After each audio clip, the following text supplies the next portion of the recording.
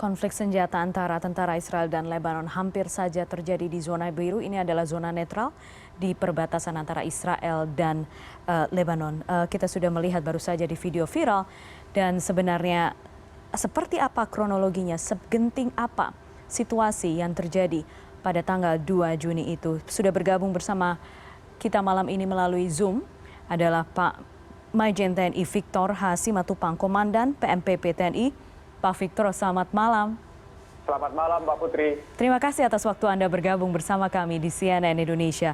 Pak Victor, bisa sampaikan kepada kami kronologinya seperti apa sebenarnya? Baik, selamat malam para pemirsa CNN yang saya hormati.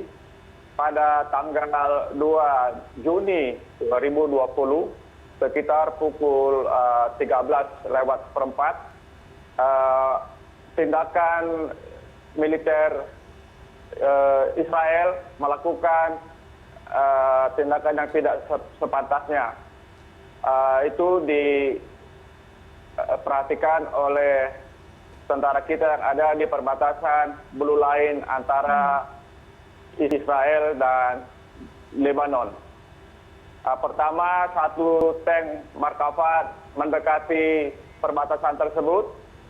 Kemudian tentara Lebanon melihat gerakan tersebut dengan menambahkan pasukan. Tentara Indonesia melaporkan kepada markas besar kita yang ada di Lebanon. Kemudian selama 4 jam penambahan pasukan dari tentara Israel disambut oleh tentara Lebanon dengan menempatkan senjata anti-tank. Jadi jumlah Markava yang ada di Israel itu ada 4 unit. Jadi ketegangan tersebut terjadi selama lebih kurang 4 jam.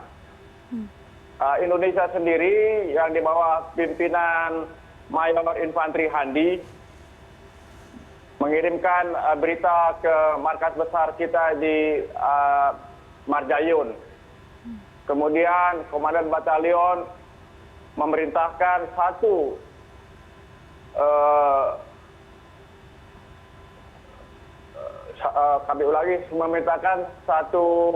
ANOA, satu unit polisi militer, satu unit ambulan dengan kekuatan seluruhnya 26 personel untuk datang ke garis tengah antara pasukan Israel dan Lebanon sambil mengibarkan bendera PBB sebagaimana disyaratkan oleh SOP United Nations kita yang ada di Lebanon. Ini semua sudah kami latihkan di PMPP TNI Sentul. Jadi mereka bertindak seperti yang kami arahkan di Indonesia dan sesuai dengan SOP United Nations. Demikian, Ibu. Ya, Pak Victor, 4 jam itu berlangsung di tengah situasi yang sangat genting. Senjata sudah saling berhadapan. Apa yang dilakukan sebenarnya oleh para prajurit pasukan penjaga perdamaian pada saat itu? Selain hanya mengibarkan bendera PBB, apakah itu sesuai SOP memang? Tapi apakah ada negosiasi yang dilakukan? Atau ada gestur khusus yang memang disyaratkan sebagai SOP juga? Jadi dari SOP, tentara kita mengibarkan bendera United Nations itu merupakan perintah dari Force Commander kita yang ada di Lebanon. Kemudian sambutan dari tentara Israel, mereka melihat keberadaan Tentara Nasional Indonesia dalam hal ini tentara PBB yang makin lama makin banyak jumlahnya. Kemudian melihat juga tentara Lebanon yang makin banyak jumlahnya. Dengan keberadaan tentara Indonesia atau United Nations di sana, dan kita berteriak bahwa kita datang sebagai tentara peacekeeping, imparsial, tidak memihak, satu demi satu markava Israel mengundurkan diri, dan juga tentara Lebanon dengan anti tanknya juga mengundurkan diri. Pak Victor, apa kesulitan terbesar pada saat mengatasi situasi seperti ini? Kesulitan yang terbesar adalah bahwa kita tidak bisa berkomunikasi dengan tentara Israel karena kita tidak memiliki hubungan diplomatik dengan Israel. Namun di lain pihak, kita bisa berkomunikasi dengan tentara LAF. Ada juga hal-hal yang bisa menyulitkan tentara kita adalah pembatasan gerakan yang diberikan oleh LAF. Kalau tentara kita misalkan salah jalan, ini bisa mengakibatkan mereka juga ditahan oleh tentara LAF. Ya. Itu terjadi di zona netral ya Pak Victor ya? Itu semuanya terjadi di zona netral. Jadi seluruh Tentara Nasional Indonesia atau pasukan peacekeeping UNIFIL berada di wilayah selatan Lebanon. Dan kita mengamankan zona Blue Line sepanjang 400 km, namun itu dibagi oleh beberapa negara. Nah, kita kebetulan berada pada zona di mana tentara Israel dan Lebanon berkonfrontasi. Pak Victor, kita juga mengemban tugas sebagai pasukan penjaga perdamaian.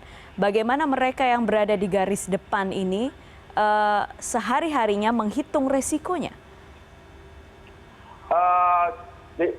Di PNPP sendiri selama lebih kurang 30 hari latihan, kita memberikan materi-materi yang disebut blue materi. Itu adalah materi-materi yang diberikan oleh PBB dari New York yang harus kita latihkan kepada seluruh prajurit TNI kita. Sehingga mereka mengerti dan bertindak sesuai dengan SOP yang diberikan oleh PBB. Sebagai pasukan peacekeeping, apa kemampuan spesifik yang harus dimiliki, Pak Victor? Kemampuan khusus kan ya, dari PBB itu ada namanya green materi sama blue materi.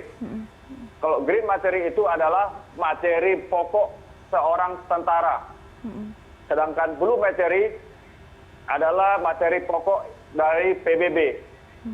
Di situ ada ketentuan-ketentuan yang harus dimiliki oleh Tentara Nasional Indonesia.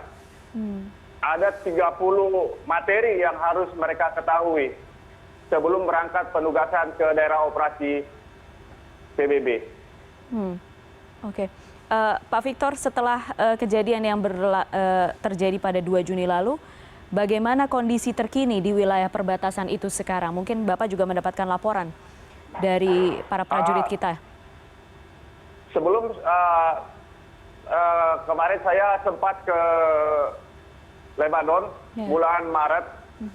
Saya melihat dengan mata kepala saya sendiri bahwa pasukan kita di sana siap, moral tinggi untuk melaksanakan tugas selama 6 bulan ke depan. Bapak Panglima TNI juga sempat melakukan kunjungan kerja ke Blue Line di mana yang terjadi insiden tersebut. Saat ini kondisinya sudah terkendali ya Pak? Saat ini kondisi sudah terkendali. Kekuatan kita sekarang ada di Lebanon sebanyak 1.254 personel. Ya. Baik. Begitu, Mbak. Baik Pak Victor, terima kasih banyak sudah bersedia berbincang malam hari ini di CNN Indonesia. Sampaikan salam kami kepada teman-teman prajurit yang bertugas di garis depan. Pak Victor, terima kasih banyak. Kami sampaikan, Mbak. Terima kasih. Salam Garuda. Salam Garuda, Bapak. Selamat malam.